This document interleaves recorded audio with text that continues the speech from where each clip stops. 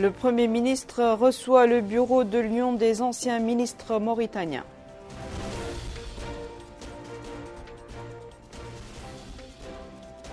Le ministre de la Défense nationale s'informe à Zouérat sur le déroulement de la manœuvre militaire de Zemour 2.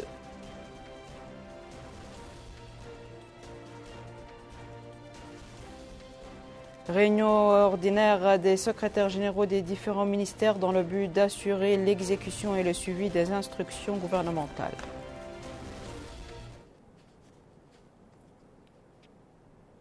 Bonsoir mesdames, mesdemoiselles et messieurs et merci de vous joindre à nous. Le Premier ministre, M. Mohamed Ould Bilal, a reçu ce matin au siège de la primature à Nouakchott le bureau de l'Union des anciens ministres mauritaniens conduit par M. Bokar Souleh, son président. La discussion a porté sur l'adoption du principe du président de la République qui repose sur la mise à profit de toutes les expériences nationales et la participation de tous, chacun à partir de sa position à la bataille du développement. Les entretiens ont abordé l'éventualité de faire de l'Union une force de proposition à même de contribuer à combler le manque de ressources humaines qui est l'un des plus grands obstacles au développement et à la capacité d'atteindre les objectifs fixés. Il s'agit par ailleurs de faire en sorte que tout ce qui symbolise l'État soit respecté, et y compris ceux qui ont occupé des postes de haut niveau. Ceux-là doivent jouir de considération parce qu'ils ont à un moment donné symbolisé la Mauritanie. Les membres du bureau ont remercié le président de la République et le gouvernement pour cette importante initiative, tant sur le plan moral que symbolique. La réunion s'est déroulée en présence de Mme Aïcheval Vergès, directrice du cabinet du Premier ministre, et Mme Hendoum Taïnina, conseillère du Premier ministre en charge des affaires politiques.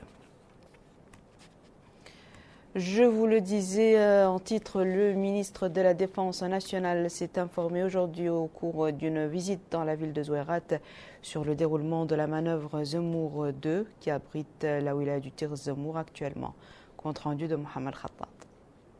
Au cours de la visite qu'il effectue depuis ce matin dans la ville de Zouérat, le ministre de la Défense nationale, M. Hanna Oussidi, s'est arrêté en compagnie du chef d'état-major général des armées, le général Mohamed Bamba Meguet, et des officiers supérieurs au centre de commandement des opérations conjointes et à la direction des exercices en charge des manœuvres militaires organisées actuellement par nos forces armées dans la wilaya du Tir Zemour pour renforcer les capacités de notre armée nationale, autant défensive que d'attaque. Sur place, le ministre et sa délégation ont visité les différents pavillons de ce centre de commandement, écoutant des explications détaillées sur le déroulement des exercices et la nature des opérations et tactiques militaires empruntées dans cette manœuvre dénommée Zemour 2 et à laquelle prennent part l'armée de l'air et l'armée de terre pour rehausser le niveau de la coordination entre elles pendant les opérations de combat, sachant qu'elles constituent les deux bras d'une même armée. Le ministre de la Défense, en compagnie du chef d'état-major général des armées, a suivi des explications et des exposés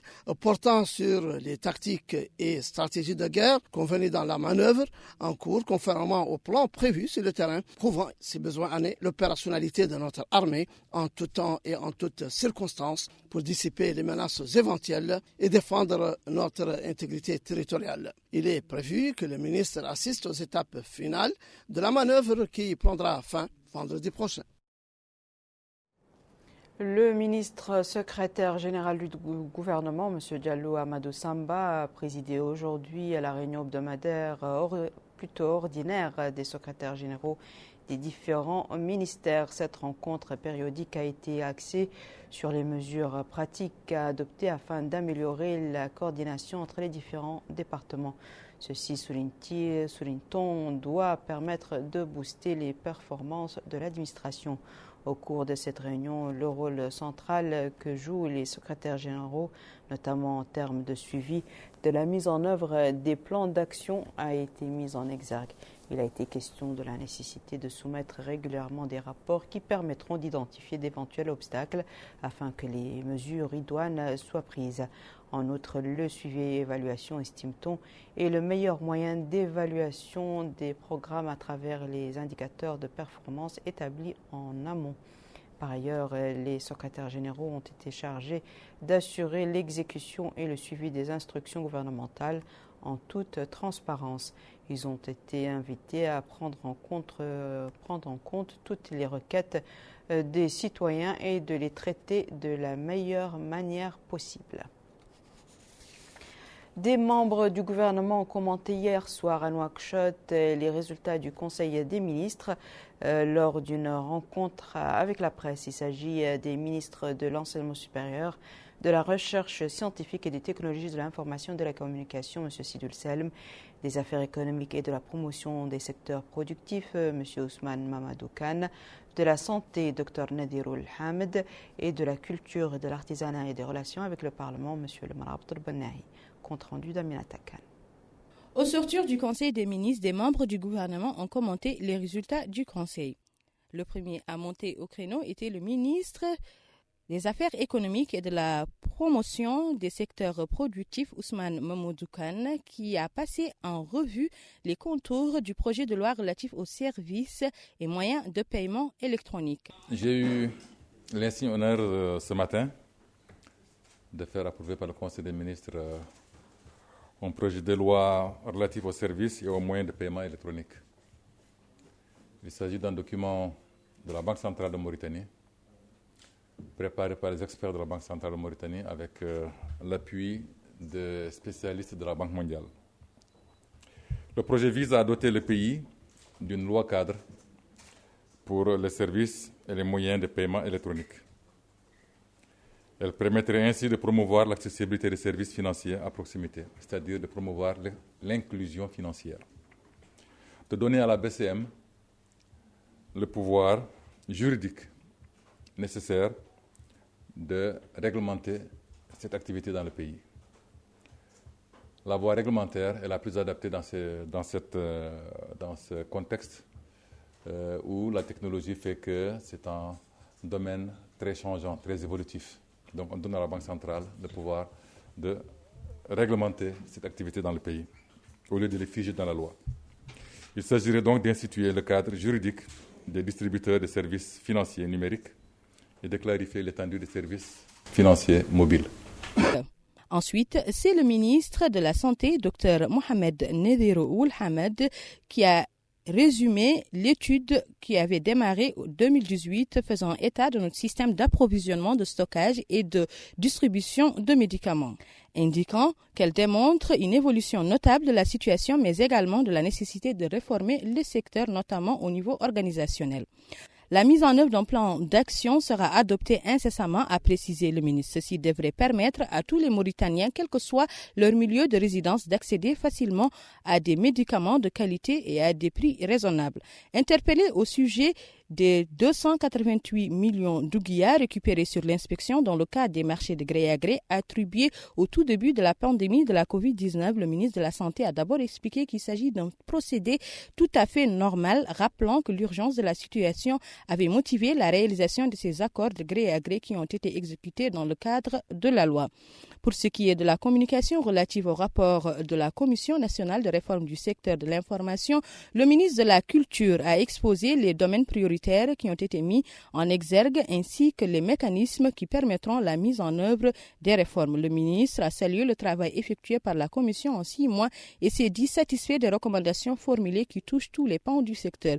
Il a déclaré que le gouvernement mettra progressivement en œuvre toutes les recommandations. Ensuite, le porte-parole du gouvernement a annoncé que notre pays sera bientôt doté d'un second câble sous-marin. Le câble sera localisé à Nouadhibou et vise à maintenir une bonne connectivité dans le pays, à pallier les éventuelles ruptures du câble.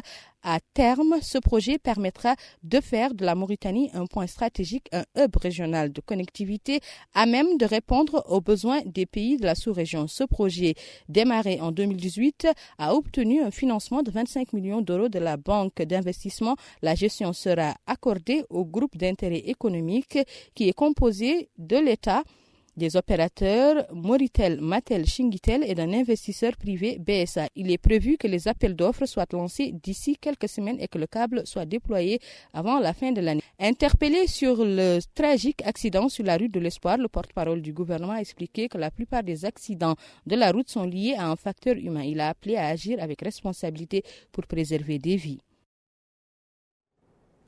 Au nom du président de la République, M. Mohamed El-Cheikh Al-Qazouani, le gouverneur de la Banque centrale de Mauritanie, M. Cheikh El-Kebir El-Moulay Tahar, a décoré aujourd'hui à Nouakchott de la médaille de chevalier dans l'ordre du mérite national M. Joseph Karamungwa, représentant résident du Fonds monétaire international à l'occasion de sa fin de mission dans notre pays. La cérémonie de décoration s'est déroulée en présence du gouverneur adjoint de la BCM, M. Boumediane Oulataïa, et de plusieurs responsables de la Banque centrale. Le ministère de la Santé a annoncé aujourd'hui au cours de son point de presse quotidien l'enregistrement de 21 nouveaux cas de Covid-19 et 18 nouvelles guérisons au cours des dernières 24 heures.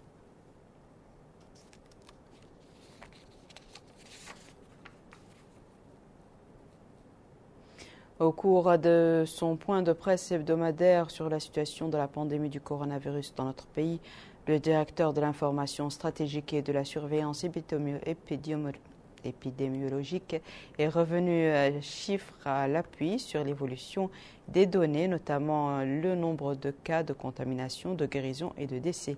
Écoutons-le. Mesdames et messieurs, je vous présente la situation épidémiologique durant la semaine précédente.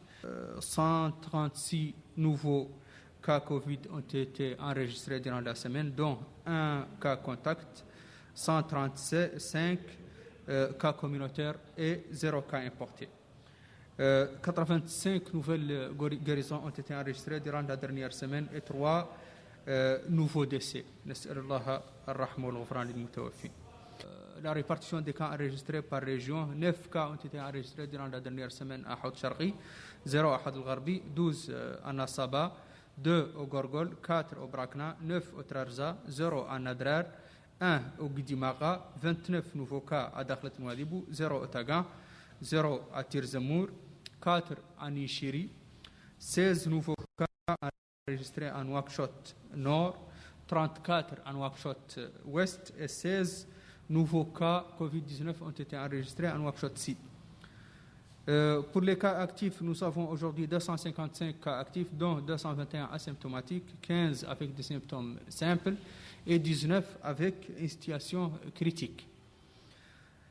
Les cumul de cas enregistrés depuis le début de la pandémie est de 17 521, dont 9 062 cas contacts, 8 267 cas communautaires et 192 cas importés. Le cumul de guérisons enregistrés depuis le début de la pandémie est de 16 821 et le cumul de décès est de 445. Durant la dernière semaine, 6 055 nouveaux tests ont été réalisés, dont 85 tests de suivi et 5 970 tests de diagnostic, répartis en 3 566 TDR et 2 404 PCR.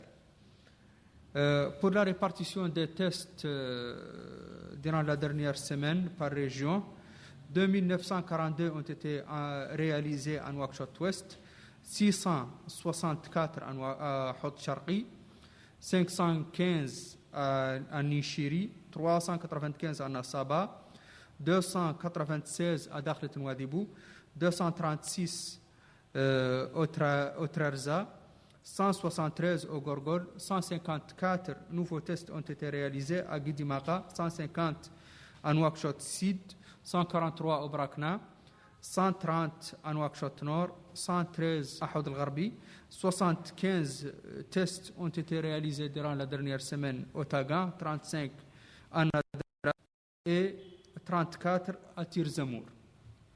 Le cumul de tests réalisés depuis le début de la pandémie est de 232 857, dont 27 956 tests de suivi et 204 901 tests de diagnostic, répartis en 147 038 TDR et 57 863 PCR. Direction à présent le Tagan, où le Wali a entamé une tournée dans certaines muqata'a de sa région pour s'enquérir de la situation des populations, constater de visu les prestations administratives qui leur sont fournies et écouter leurs doléances. Garmi Tagati.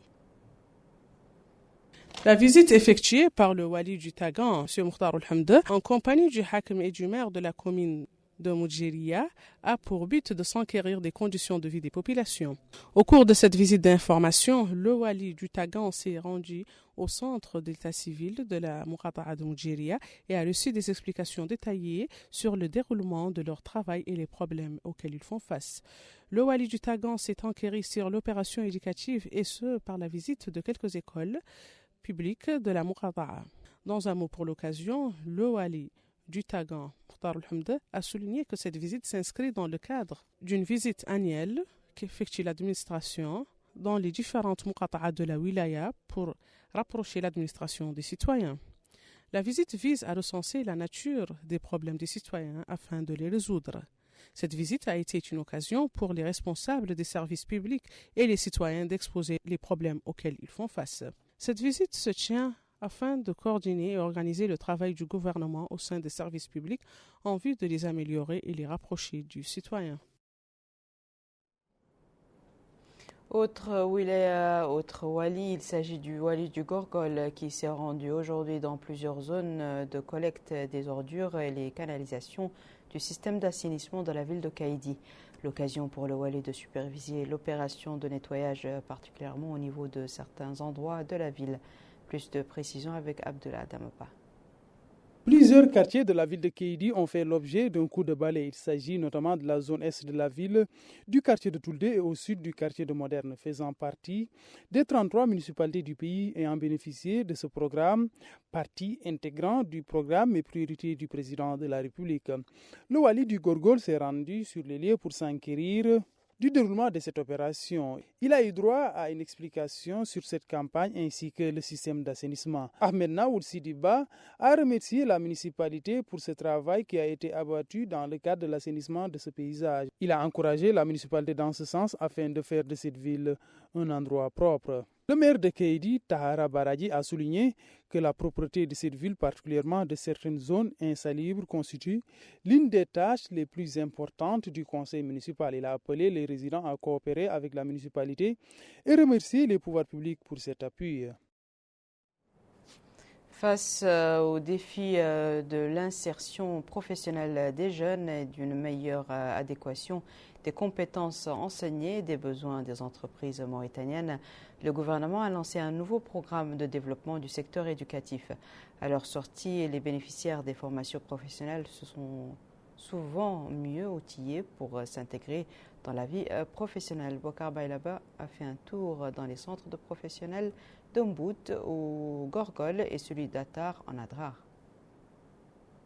Confronté aux évolutions de la technologie du travail, l'univers économique doit s'ajuster pour former la main-d'œuvre qualifiée.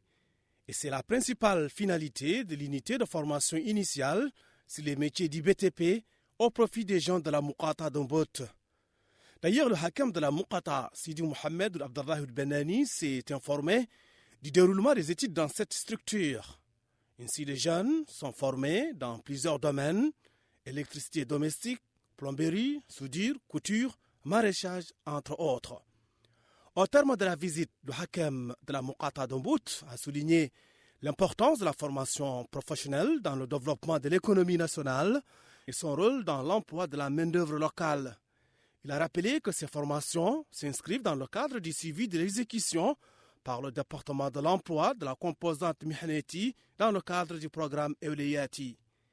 Les encadreurs affirment que la formation professionnelle répond aux besoins du marché de l'emploi et les domaines enseignés dans cette unité permettront aux jeunes de mettre leur savoir-faire au service du développement de la Muqata'a. Cet élève va aussi dans le sens des encadreurs, soulignant la pertinence des méthodologies adoptées pour enseigner ces domaines.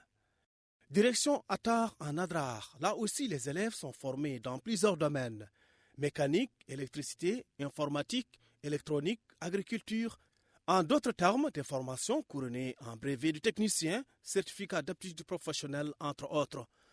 Pour ces deux encadreurs, les cours se déroulent dans de bonnes conditions. Il y a un grand engouement pour les formations professionnelles et techniques comme la gestion d'entreprise. Ils expliquent cela par l'expansion du tissu industriel. Pour le directeur de l'établissement, Cheikh Abdallah Oulbaba, La formation professionnelle technique répond aux besoins sans cesse croissants du marché de l'emploi. Et les formations spécialisées sont à même de répondre de manière efficiente à la demande du monde d'entreprise. Pour les pouvoirs publics, les jeunes se doivent de profiter de ces opportunités grâce à l'exploitation des compétences et des expériences offertes pour favoriser un bond de qualité dans le développement local. Ouverture à Nouadhibou sur l'initiative du ministère du Développement rural et avec le soutien de la Banque mondiale d'un atelier sur l'approche et les objectifs du projet régional de renforcement des systèmes de surveillance des maladies en Afrique de l'Ouest. Cet atelier profite à des représentants du ministère de la Santé, de l'Environnement et du Développement durable, des autorités administratives, des élus locaux et des organisations de la société civile opérant dans le domaine. Amina Mtarlil. Les locaux de la wilaya de Dakhlet Nouadhibou ont abrité un atelier de sensibilisation sur le renforcement des systèmes de surveillance des maladies en Afrique de l'Ouest.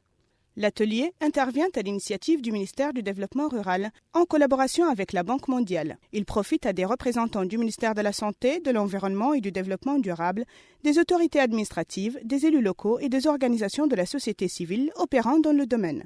La méthodologie du projet vise à intégrer les dimensions de la santé, de l'environnement et du développement rural dans une seule approche dénommée « Une seule santé ». Ouvrant la rencontre, le wali de Dakhlet Nouadhibou, M. Yahya Cheikh Mohamed Val, a souligné la pertinence de la réponse qu'apporte le projet RIDIS face aux épidémies dans le cadre de l'initiative Une seule santé, initiative qui s'inscrit dans le cadre des orientations du président de la République et qui accorde une attention particulière à la santé publique. Il a ajouté que l'innovation introduite par le projet consiste à prendre en compte la santé dans ses trois dimensions, humaine, environnementale et animale, afin d'identifier la source de la maladie, d'assurer son suivi et prendre les mesures adéquates pour les éradiquer. Au cours de la rencontre, ont été présentés des exposés sur les objectifs du projet, surtout en matière de protection socio-environnementale. L'ouverture de la rencontre s'est déroulée en présence du Hakem de Nouadhibou et de la vice-présidente du Conseil régional de Nouadhibou. Restons à Nouadhibou toujours, où le wali de Dakhlet Nouadhibou a supervisé en compagnie du maire de la commune de Nouadhibou la distribution de fournitures scolaires au profit de 11 écoles primaires et de 9 jardins d'enfants dans la ville. Ce don offert par une ONG espagnole entre dans le cadre du partenariat existant entre la commune de Nouadhibou et d'institutions espagnoles. Retour à Minatakan. Distribution de fournitures scolaires et de jeux au profit d'écoles primaires et de jardins à Nouadhibou. Il s'agit en tout de 11 écoles primaires et de 9 jardins. Ce don, offert par une ONG espagnole, entre dans le cadre du partenariat existant entre la commune de Nouadhibou et l'organisation espagnole. Une occasion pour le représentant du maire de remercier les organisations espagnoles pour ce don qui va contribuer, dira-t-il, au renforcement des efforts du gouvernement visant à répondre aux besoins en fournitures scolaires. Lui succédant, le président de l'ONG espagnole a exprimé son espoir que ce don puisse contribuer à l'appui à l'enseignement au niveau de la ville de Nouadhibou. Enfin, le représentant des parents d'élèves s'est félicité des efforts de la commune de Nouadhibou dans tous les domaines éducatifs, économiques et sociaux, indiquant que ce don, qui se compose de 5600 cartables et de jeux pour les enfants, va permettre aux enfants de s'épanouir en milieu scolaire. Il a également remercié l'ONG espagnole. Bientôt les examens du deuxième trimestre de l'année scolaire 2020-2021 à Kifa, capitale de la Saba. Le personnel enseignant se concentre sur la révision des leçons dispensées dans le but de préparer les étudiants à réussir ces examens. Mohamed Khattab. Un court laps de temps sépare la famille pédagogique des examens du second semestre 2021, d'où les dispositions prises par la direction régionale de l'éducation nationale dans la wilaya de la Saba pour accompagner le déroulement de l'année scolaire en cours. Selon Baten Ouel Arwa, le directeur régional de l'éducation nationale, tous les établissements scolaires dans la wilaya ont terminé le programme prévu pour le second trimestre de cette année scolaire pour limiter l'impact de la pandémie Covid-19 née de suspension des cours de sorte à compenser le retard. Secondo, dit-il, tous les établissements scolaires connaissent actuellement des révisions de leçons pour les élèves avant la deuxième composition qui aura lieu entre le 5 et le 9 avril. Il est vrai qu'au niveau de Kifa, les professeurs intensifient les cours de rattrapage et les séances d'application théorique, expliquant les plus difficiles leçons dispensées aux élèves jusque-là. Maintenant, dit ce professeur de physique, nous commençons la révision pour le deuxième semestre au profit des élèves. C'est une année particulière et pour cette raison, nous fournissons des efforts particuliers, dit cet autre, avec plus d'heures et plus de volonté et d'acharnement pour apprendre. Ici, nous sommes au lycée numéro 2, dit ce professeur, et nous avons terminé le deuxième chapitre des mathématiques et nous nous préparons pour la deuxième composition en révisant les cours qu'on avait. Une situation pédagogique à laquelle répondent présent les élèves au vu de leur assiduité et de leur engouement pour leurs études, rendant la réplique à leurs professeurs en levant le doigt pour être le premier à donner le ton. Nous sommes sur le point de passer la deuxième composition, dit cette fille. Nous avons beaucoup de leçons et avons déjà fait l'oral. Nous livrons des efforts supplémentaires pour réviser les cours, dit cet autre, et les leçons déjà apprises avec nos professeurs qui sont disponibles pour nous. Accélérer le rythme des cours et gagner du temps avec des séances de rattrapage pour mieux réviser le programme scolaire prévu semble être une stratégie bien adaptée pour accompagner la compréhension de l'élève, promouvoir ses connaissances et renforcer son niveau. Les villes de Koubani et Tamchikat dans le Hawd al-Sharqi sont dotées de centres de santé qui dispensent des consultations et des traitements aux citoyens. Ces centres évitent aux citoyens les longs et difficiles déplacements vers la capitale régionale pour y recevoir des soins. Carmet Agadi. Environ 300 millions d'anciennes ouguiya, telle est l'enveloppe qu'a dépensé l'État pour la construction de 2 centres de santé à Koubani et à Tamchikat, relevant de la wilaya du Hawd al-Gharbi. Ces 2 centres de santé ont été bâtis en vue de combler le manque d'infrastructures de santé publique. Le centre de santé de Koubani a été valorisé par les citoyens qui ont salué cet acte louable qui traduit la volonté du gouvernement d'améliorer les conditions de vie des populations. Le centre de santé de Tamchikat a été construit pour atténuer les souffrances des citoyens et leur éviter tout déplacement à la capitale pour accéder aux soins. Cette citoyenne a exprimé sa gratitude et sa joie pour la construction de cet édifice de santé, indiquant que les populations les plus vulnérables n'auront plus à s'inquiéter pour accéder aux soins. 3 points de santé ont été inaugurés par le ministère de l'Habitat, de l'Urbanisme et de l'Aménagement du territoire dans les Muqata'a du Hawd al-Gharbi, visant à rapprocher les services publics des citoyens afin de leur éviter tout déplacement. Cependant, la maintenance et la propreté de ces édifices publics restent une responsabilité partagée entre les pouvoirs publics et le citoyen. Voici à présent, mesdames et messieurs, le rappel des titres. Le Premier ministre reçoit le bureau de l'Union des anciens ministres mauritaniens.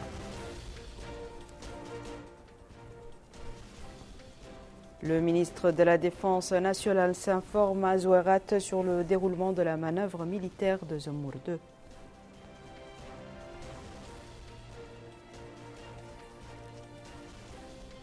Réunion ordinaire des secrétaires généraux des différents ministères dans le but d'assurer l'exécution et le suivi des instructions gouvernementales.